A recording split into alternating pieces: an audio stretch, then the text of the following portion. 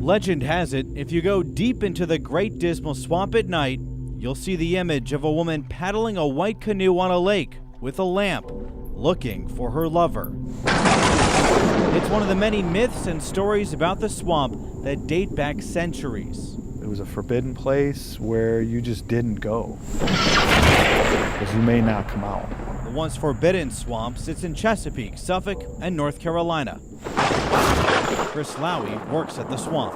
The Great Dismal Swamp has a very intriguing and what I would call a tremendous history. Its history dates back centuries, including from an explorer named William Byrd.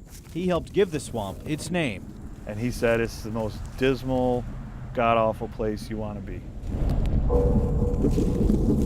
It's perhaps creepiest at night, a time when it'd be easy to get lost. And today the swamp closes before nightfall. It's pitch black dark. I mean, it is scary dark. An English writer once described the swamp as a place in which the imagination plays tricks on the victim. Is this a haunted place, or are our minds playing tricks on us? Another story tells of the historical figure William Drummond. He went hunting at the swamp along with a few others, but Drummond was the only one to make it out. He escaped after days of wandering alone, but over the years, many others didn't. Mainly people get lost. That would be my guess, is people will get lost and they'd perish. It was that type of isolation that made it a destination for slaves trying to escape the South and get to freedom before the Civil War. It was a forbidden place. You didn't go in the swamp. That's why the freedom seekers could actually reside here, because you couldn't get people to come into the swamp to search for them. Parts of the swamp are so thick and so dense that historically it's been a place that people try to avoid. But today, workers at the swamp try to embrace its storied history. So all the stories of the history where it's a dismal place that no one would ever want to go in it's not like that today. It is not a dismal place. Not dismal, but mysterious. It's so large you might see something different each time you visit. And if you're not careful, you might encounter one of the figures that gives the swamp its legend. In Suffolk, Brendan Ponton, News 3. It is the future of naval aviation. The F-35C Lightning II, the Navy's version of the Joint Strike Fighter. And right now, it's being tested in the Atlantic Ocean on the Norfolk-based aircraft carrier Dwight D. Eisenhower. The opportunity is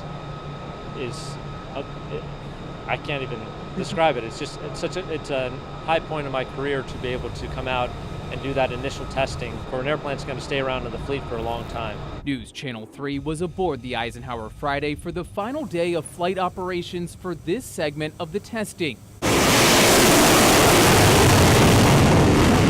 We watched as the F-35C was catapulted off the deck, flew over the ocean, and landed back on the carrier. For the test pilots establishing what will be the norms for this jet once it reaches the fleet, the job is both thrilling and also a great sense of duty. Take that lightly. I mean, to think that like any things that we kind of complain about or things that we try to work on improving, it's going to affect guys for a long time. So I try to think of it as like when I first got out to the fleet in a Hornet, and be like, hey, these are the things I liked or didn't like, and you just kind of get used to them. It's like those impressions are going to come from what I do on the airplane. If all goes well with testing the F-35C, the Navy hopes to have it operational within the fleet within the next 2 years. Aboard the USS Eisenhower in the Atlantic Ocean, Todd Carrillo, WGNT News. Chloe Garcia loves shopping, especially for things pink and lavender. And if it has glitter, that's even better. Her mom describes her as an even-tempered little girl who rarely cried. Very mellow child, would play by herself, well-rounded, happy little girl. But last October, everything changed. Chloe and her family were doing something they did every year, lighting the Halloween pumpkin. It exploded, burning Chloe's face, neck, and arm. She spent weeks in the ICU. The hospital was pretty tough. Just seeing how her skin looked you know, the scrapings they did. She had 12 surgeries. That's 12 times she saw her baby undergoing anesthesia. And as hard as that was, it's just the start of a new reality for Chloe and her family. It has changed her dramatically. Basically, what she does now is she cries all the time. You know, whether it's I've got to put her ointments on her face a couple of times a day, I'm constantly having to rub and massage her scars, to just not wanting to be touched, period. Doctors told Mom Melanie that the best hope Chloe had to heal her scars would be to get a special plastic mask at the Shriners Hospital in Cincinnati, one of only a few places that makes them. We wanted to see how this special mask worked and how it could help Chloe recover. So we traveled with the family to Cincinnati, the only station invited to go along. Turns out, an extra hand proved useful as Chloe rarely left Melanie's arms. Are you excited to see it? Yeah? Her mom tells me Chloe's been very anxious about the mask and often cries when they talk about it. Tough medicine for a little girl who doesn't want her tender face touched. How important is this? Oh, it's probably the only treatment to smooth out the face scar. And to smooth out the raised scars calls for a special skill set. A medical sculptor uses putty to take an impression of the patient's face. When it hardens, they scrape off the scars and then lay a piece of plastic over the mold of the child's face so it will fit tightly. This is like really hard. And uncomfortable. So trying to get a 5-year-old to wear it 22 hours a day might be challenging, but necessary, because without it, The scars can distort her whole facial. It can pull the eyes down, it can pull her lips down. The scars are like pulling against her facial features. So the only treatment is really to put the pressure on and keep that face in good alignment. and that's what Melanie is afraid of. You know, my hope is that she just is a normal little girl and one day this is just a bad nightmare gone away. As we're waiting to get her mask, Chloe's getting anxious and agitated. Here's Miss Michelle. Okay. Then a nurse brings her something very special. It's an American Girl doll. An American doll dressed in burn garments and a mask that looks very similar to the one Chloe's getting. But the closer we get to the fitting, Chloe gets more upset, and the doctors ask us to leave the room.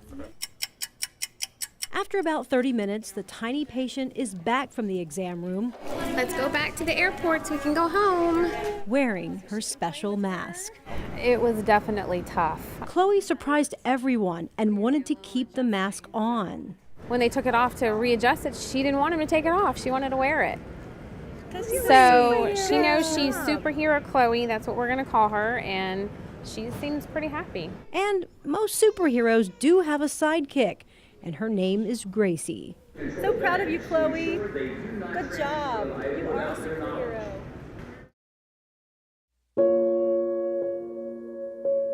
The Colonial Parkway is one of the most scenic roads you'll take in Virginia, connecting Williamsburg, Jamestown, and Yorktown.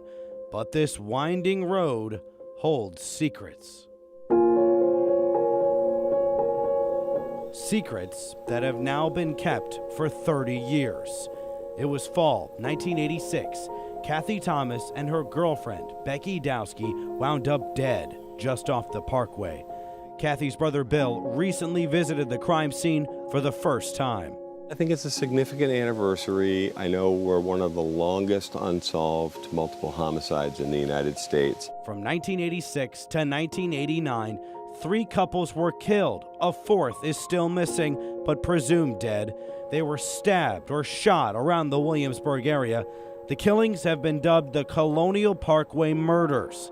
Kathy Thomas and Becky Dowski were the first victims. The two were out one October night in Kathy's car. Unfortunately, something transpired. They were ultimately murdered. They were strangled with rope. Their throats were cut from beyond ear to ear. Thomas says authorities aren't sure where the murders happened, but Kathy and Becky's bodies were found in their car down this embankment behind me, closer to the York River. It was very hard to understand the brutality of it and not just why it happened, but how it happened. The Thomas family watched as murder after murder after murder happened. Are all 4 of these incidents related? That's been the subject of debate for decades. There are some similarities in the cases. All 4 involved couples. The point has been made to me, Bill, what are the chances of 4 double homicides happening, in and around Williamsburg, Virginia over this 3-year period? And I have to agree. I think that's pretty unusual. Thomas says he has hope forensic testing will produce new leads in the cases, and as we approach the 30th anniversary of his sister's killing, hopes he'll live to see the day someone is caught. I think we're getting closer. I think we may have a day where we actually have a conversation to talk about how, an arrest has been made or suspects have been identified, or perhaps we could say someday that the Colonial Parkway murders have been solved. But until then, the families wait, and the killer or killers continue to get away with it. Along the Colonial Parkway, Brendan Ponton, News 3.